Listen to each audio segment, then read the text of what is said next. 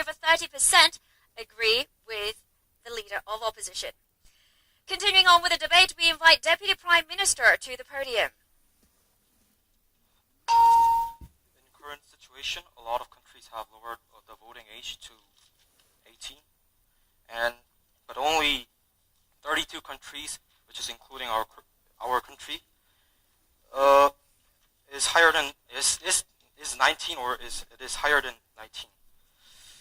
And ladies and gentlemen, this is the Deputy Prime Minister, and I am strongly proposing the agreements lowering the voting age to 16.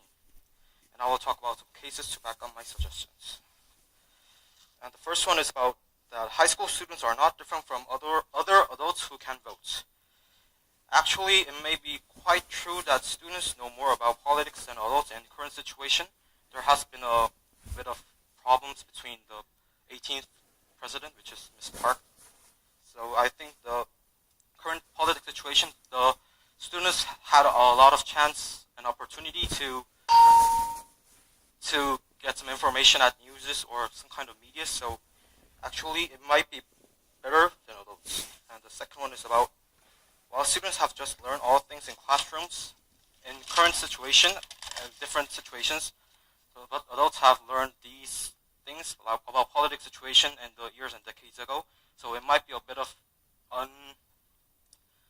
it's kind of a different from the current situation. So it might be a bit more different. So they might not be the best. That's okay. They might not be the best people to choose the candidates that are now coming up. More information? Yes. So you have mentioned that students have just learned things in classrooms and adults have learned them years and years ago. But doesn't that mean that adults are much more experienced and they know what has happened throughout history, making them better than the teenagers? What I meant to say is that they have the current situation has been included in the books they are using when they're teaching or in learning. But adults have learned a bit more different, because in the 90s and it has a bit more kind of different situation in the politics. So I'm meaning that the situation they have learned is different, so it might be a bit more kind of changeable. So I think it'll be the answer for it. And the second one is about being students between an age of 16 and through 19 do have the right, since they are one of the major participants of this society. And in the law, the students can work, which means they can labor and get paid or get married in the parents' permission and do most of other things than adults can do. And it is not understandable that students cannot vote, since the participant in society and owe a duty to the nation, like paying taxes and so on. And I strongly insist that students should at least have the right to pick who's going to concern their life by making plenty of policies they are suggesting while they are entering the candidates. And the current situation, Korea has had a lot of difference. Difference in the past, so there must be a bit more. I think that the age 16 must participate in the politics, so they can appeal their politics thoughts about what they think in the current situation. And I think it's a bit of a long time for me, so I'll just cut it over here. Okay, you can sit that down. All right, that was the Deputy Prime Minister. He argued for the motion with many points. For example, saying that 16 to 19-year-olds, they are allowed to conduct many of the things that adults do under parental supervision and parental agreement. Let's see how many votes he gained from the audience. 30 out of 50 lights have been switched on. So that means that the opening government team has gained a total of 40 lights out of 100. All right, now it's time for the deputy leader to persuade us. Please step forward to the podium. Hello, this is the opposition deputy leader. The deputy prime minister has claimed that children or teenagers are as capable as adults of making right decisions. Well, I want to say that that cannot be the case because children have way less experience in both life and politics. They have not been experienced through many kind of hardships that adults have been through. So that cannot be the case. And going on to our discussion, we believe that the voting age should not be lowered for two main reasons. First, the opposition party thinks that students do not have the right responsibility of voting, since they have their main role is to study. Yes. The deputy opposition leader has said that the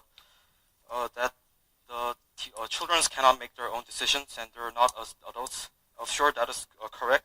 They have no much experience than adults, so it might be not better than adults, but definitely it's definitely sure that they can make their own decisions of their own thoughts. They sure can, but they still have. You have said that children and adults have the same capability of making the right decision, but I don't think that is the case. The opposition thinks that the main role of the students is to study, and that they should study for the university. As you know, the situation in Korea is very different from elsewhere. So students here have to study really hard in high school in order to go to a good university. If they are to vote, if they are to gain the right to vote, then they might possibly be too engaged in political situation. No, thank you. Too engaged in political situation, and they might miss the time to study. So, just by giving them the right to vote would mean that they would spend more time in looking through the news, political news, looking through social medias, looking at what politicians have to say. Those kind of times are very important for especially high schoolers, especially teenagers in Korea, to study. Second, we think that there is no criteria in determining what is the right age to vote. If we are to accept that the voting age be lowered to 16, yes. You mentioned us that when we give students time for education, they will look outside for looking for some kind of political issues. But do you have evidence about this, or do you have any logic about this? If they have the right to vote, then they should know the political situation, right? That's why they look through the news and they look at different policies that the presidential candidate or possibly other electors have suggested. So they have to spend more time looking at political news. Rather than, if they don't have the right to vote, then they don't have to spend that much time in looking at the news. Going on to the second point, we would like to say that there is no criteria in determining what is the right age to vote. So if we are to lower the voting age from 19 to 16, then the middle schoolers and elementary schoolers might also say, what is the criteria? What is the criteria for giving the people who are above the age of 16 the right to vote? Then we have to lower the voting age again and again, and it will make a cascade effect in which we have to accept. We don't have a logic that can say. We don't have the logic to say that what is the right voting age? What is the limit of the limitation of the voting age? What is the right age for people to vote? It might result in a social chaos, since people may also claim that elementary schoolers they don't have the real logic behind this decreasing the age group. So that's why we are against this lowering of the voting age. And since the Deputy Prime Minister has not criticized and raised questions about the things that our opposition leader has said, I think our opposition leader had the point at the time. So I think that's why the voting age should not be lowered to 16. Thank you. All right. That was the deputy leader of opposition, and he has rebutted rebutted some of the arguments raised by the Deputy Prime Minister, saying, for example, that teenagers may become too politically involved and they may not spend enough time studying, which, according to the speaker, is the main job for a teenager. So how many votes did he gain from the audience? Let's find out. I think it is 16. 16 out of 50 lights have been turned on. So that brings the total to 34 out of 100 lights. All right, the first two teams have delivered their speeches, so let's see what the judges have to say on the debate so far. Okay, I'm not going to say very many nice things because that's not my job. So I'll start with Prime Minister. It's an honor, sir, to be able to address Prime Minister directly. Who were you talking to? I wasn't exactly clear. Your sound was being swallowed toward the inside and not being projected outward. So from where I was sitting, I barely could hear what you were saying. For the DPM, or the Prime Minister, I actually think you have a very interesting point to present about how young people are new ideas and modern and all these things, right? But it took so long for you to persuade me to get to that point. That said, I felt that the Deputy Prime Minister was able to A, both respond to some of the arguments from opening opposition effectively and bring in what I felt was perhaps more strong arguments. So maybe starting off a little bit weak, but getting stronger as the debate goes on. I'll move on to leader of the opposition. I want to compare you to a very fast runner.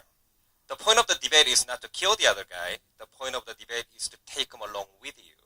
You're the only person sitting here who had a lot of lights in the beginning, and people started turning them off as the speech went on. LO, a leader position, okay? I actually like how you explain, because I think you have passion. But the issue is this then. Sometimes in debate, it's not only about proving a point or showing my arguments most logical. I think I'll be a little bit more holistic in terms of the analysis based on the content of the debate between the two teams. I was actually quite surprised and very pleased to see how perhaps accurate many of the green lights are in terms of how we judges feel as well. Thank you for your insightful comments. Now we will continue on with the second part of our debate, and for that I would like to invite the Member of Government up to the podium.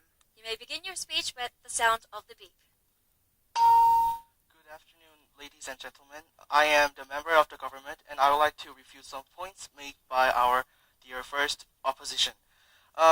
First of all, you told us that when we lower the age again and again, then middle schoolers or elementary schoolers would assert or want to vote. However, the age of 16 is the legal age that has been defined by the government as an adolescence, which means that they divide it into the age of adolescence because they have some level of cognition skills and some level of thinking. The second point that I want to refute is that you guys told us that students could use more time studying other subjects than political stuff and social issues. However, that statement is against the purpose of school education, which states that school is for us to go into society and mingle and prosper.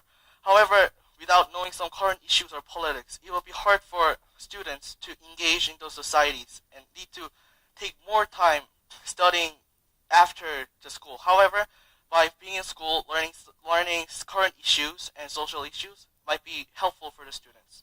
Information.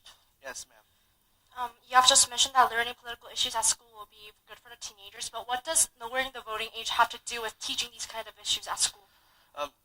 By learning these kind of current issues, students will know what our president to be will talk about, president candidate will talk about, and why they agree with them and disagree. I think by learning these current issues, they can learn about it and choose the way. Now I'm going to make 2 points. The first point is that by lowering the age of 16, I think students can learn a sense of awareness.